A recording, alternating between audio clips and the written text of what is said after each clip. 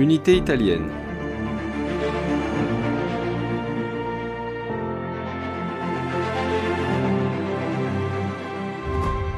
Bonjour à tous. Saviez-vous que l'Italie, comme on la connaît désormais, est en fait un pays jeune? Elle a un peu plus de 160 ans seulement. Alors oui, il existe des Italiens depuis des siècles, unis globalement par leur culture, la géographie et la religion. Mais longtemps, il n'y avait pas d'Italie, mais plusieurs États, plus ou moins vastes, qui morcelaient la péninsule. Et ce, depuis la fin de l'Empire romain. Au XIXe siècle, un mouvement d'unification des Italiens, que l'on va appeler le Risorgimento, va réunir tous les Italiens en un seul État. Cela ne s'est pas fait sans résistance, et la France va jouer un rôle important dans ce processus. Alors, comment s'est déroulée cette unité italienne? Rappelons donc qu'au début du XIXe siècle, l'Italie n'existe pas. Il y a, sur la péninsule italienne, 8 États qui, pour l'essentiel, sont dominés par l'Autriche, la puissante voisine du Nord. Metternich, le chancelier de ce pays, avait d'ailleurs résumé la situation en considérant que l'Italie n'était, je cite, qu'une simple expression géographique. Pourtant, comme dans d'autres pays européens, on observe dans la bourgeoisie et chez les intellectuels de la péninsule l'influence d'une idéologie que l'on appelle le nationalisme, c'est-à-dire ici la volonté de créer un pays pour sa nation. Ainsi, de jeunes bourgeois, inspirés par les idées libérales et nationalistes, développent le rêve d'une Italie unifiée et indépendante, et tant qu'à faire, débarrassée aussi de l'influence autrichienne et des monarchies absolues qui y règnent toujours. C'est donc le Risorgimento que l'on pourrait traduire par sursaut, renaissance, résurrection. Un mot employé la première fois à la fin du XVIIIe siècle et repris ensuite au XIXe siècle pour qualifier cette ambition nationaliste et politique. Alors l'Autriche, appréciant peu ces idées, va les combattre activement et les partisans de l'unité italienne se cachent au sein de sociétés secrètes, parmi lesquelles les Carbonari. Giuseppe Mazzini est l'un de ces révolutionnaires, il doit souvent s'exiler après les échecs de ses nombreux complots et insurrections. Et donc, malgré ces tentatives, la situation n'évolue pas vraiment jusqu'en 1848. Alors cette année-là, l'initiative va venir du petit royaume de Piémont-Sardaigne, situé tout au nord. Son roi, Charles Albert, fait évoluer en 1848 donc son régime vers une monarchie constitutionnelle. Alors il a visiblement bien senti le cours des événements, car une révolution éclate à Paris cette année-là, vite suivie de mouvements de révolte partout en Europe. C'est ce que l'on appelle le printemps des peuples. En Italie aussi, les révolutions éclatent à Venise et à Rome, et la République est proclamée dans les deux États. Encouragé par les nationalistes italiens, le Piémont décide de soutenir ces révoltes et de leur venir en aide. Sauf que la réaction autrichienne est implacable et les armées piémontaises sont écrasées à Novare en 1849. Charles Albert doit laisser son trône à son fils, le jeune Victor Emmanuel II. C'est la fin du rêve de l'Italie qui se fait d'elle-même, comme on dit en italien Italia farà da sé. Il faudra donc une aide extérieure. Et c'est aussi la conviction d'un homme, Camillo Benso, comte de Cavour, chef du gouvernement de Piémont-Sardaigne. Comme beaucoup de bourgeois du Nord, il soutient l'unité italienne, pour des raisons culturelles et économiques. C'est surtout l'un des grands hommes de l'unité. Une partie du peuple soutient aussi ce projet. Depuis les années 40, les gens écrivent sur les murs « Viva Verdi ». Alors bien sûr, ils aiment les musiques du compositeur, qui est très populaire à l'époque, mais il faut surtout lire un slogan politique derrière les lettres. Verdi signifiant vive donc Victor Emmanuel, roi d'Italie. Verdi d'ailleurs, qui est plutôt républicain, est récupéré un peu à son insu. Il soutient bien sûr l'unité italienne, et d'ailleurs il va l'indiquer au détour de ses opéras. Dans son fameux opéra Nabucco, le chant des Hébreux, intitulé Va Pensiero, fait le lien avec la patrie perdue et l'amour du pays. Ce chant est d'ailleurs repris par les patriotes italiens.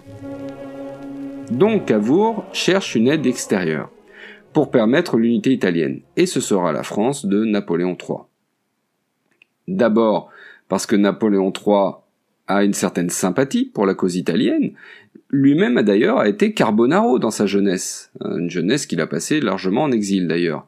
Napoléon III a une haine assez profonde vis-à-vis du Congrès de Vienne de 1815, et pour achever de convaincre l'empereur, un Italien nommé Orsini tente de l'assassiner dans le but de créer une révolution en France et qui atteindrait l'Italie par la suite. Alors c'est un échec, cette tentative, mais de justesse, et surtout paradoxalement, ça rappelle à l'empereur l'urgence de la cause italienne. Alors l'empereur était déjà travaillé au corps, et c'est le cas de le dire, par la comtesse de Castiglione, réputée pour être la plus belle femme du siècle, et que Cavour avait envoyée à ses côtés pour l'infléchir en faveur de l'unité italienne.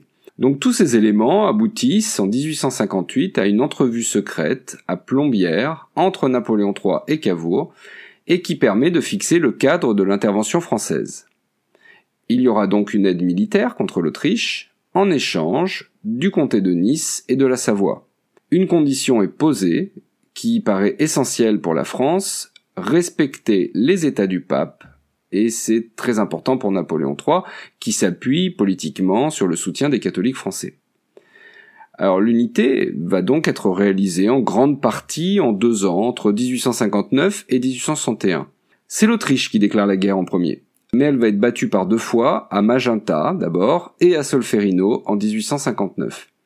Alors à propos de Solferino, on peut citer Henri Dunant, qui était un homme d'affaires suisse, de passage pour ses affaires près de cette ville, et qui, intrigué par la bataille, va s'y rendre, et il découvre sur le champ de bataille les nombreux blessés qu'on laisse agoniser. Révolté par cette situation, Henri Dunant va créer quelques années plus tard la Croix-Rouge. Après ces 2 défaites, l'Autriche préfère limiter la casse, et va donc céder la Lombardie aux troupes franco-piémontaises. Mais ces défaites autrichiennes enthousiasment les partisans de l'unité. Il y a des soulèvements patriotiques dans le reste de l'Italie. Les duchés de Toscane, de Parme, de Modène, de Romagne font voter les populations et il y a des plébiscites en faveur du rattachement au royaume de Piémont-Sardaigne. Et donc, le Piémont-Sardaigne va s'agrandir en constituant ainsi la base de la future Italie. Alors, la France, en vertu des accords, reçoit le comté de Nice et la Savoie, là aussi après plébiscite, et se retire du conflit. En avril 1860, Garibaldi, un républicain patriote, débarque en Sicile avec environ 1000 volontaires, tous habillés d'une chemise rouge. Il va entreprendre la conquête du royaume de Naples, et remonte vers le nord en direction de Rome.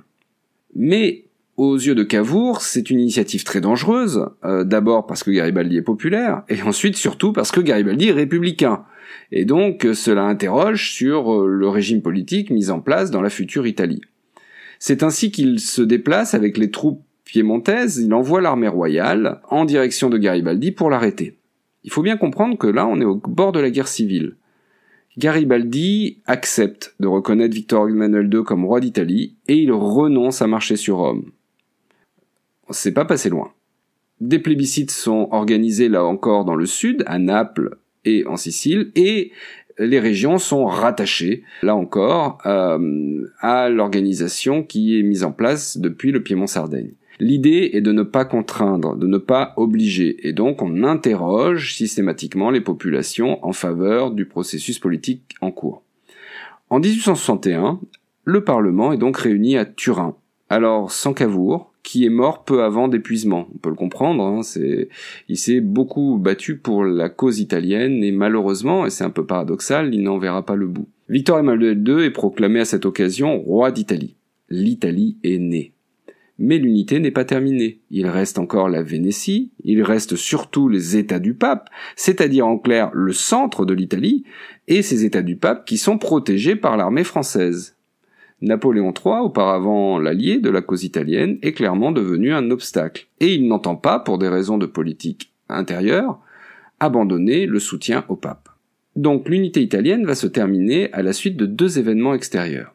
D'abord, en 1866, la guerre qui oppose la Prusse et l'Autriche, dans le cadre d'une autre unité, celle-ci l'unité allemande. L'Italie, de façon opportuniste, va soutenir la Prusse, et après la victoire de celle-ci, elle obtient un territoire autrichien qui lui manquait, à savoir la Vénétie. Reste Rome, et la question des troupes françaises. Et là encore, c'est la Prusse qui va débloquer tout cela en 1870, quand la Prusse entre en guerre contre la France. À cette occasion, Napoléon III, qui a besoin de troupes, rapatrie les troupes françaises de Rome, et l'armée italienne peut rentrer dans la ville, qui devient alors la capitale du pays. Le pape, furieux de cette intrusion militaire, se considère par la suite prisonnier au Vatican. Cette unité est une réussite, mais on peut distinguer cependant quelques limites. Une opposition très importante entre le nord, industriel et riche, et le sud du pays, qui demeure agricole et pauvre. Dans certaines zones aussi, surtout au sud, l'État est faible et a du mal à s'implanter. Un État qui vient du Nord et des fonctionnaires qui viennent du Nord. Du coup, cela entraîne la mise en place d'un État parallèle qui va aboutir à la création de la mafia. L'union culturelle est aussi à faire. Le meilleur exemple étant la langue. Les dialectes sont très importants en Italie. Tout le monde ne parle pas exactement le même italien.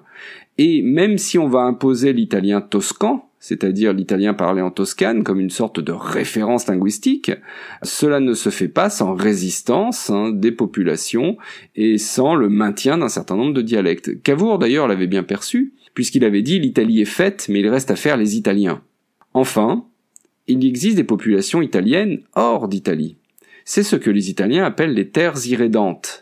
Des populations italiennes à Trieste, à Fiume, en Istrie, en Dalmatie, et tout cela va constituer autant de buts de guerre pour l'Italie quand elle décide de rentrer dans la Première Guerre mondiale du côté des Alliés. Mais c'est une autre histoire.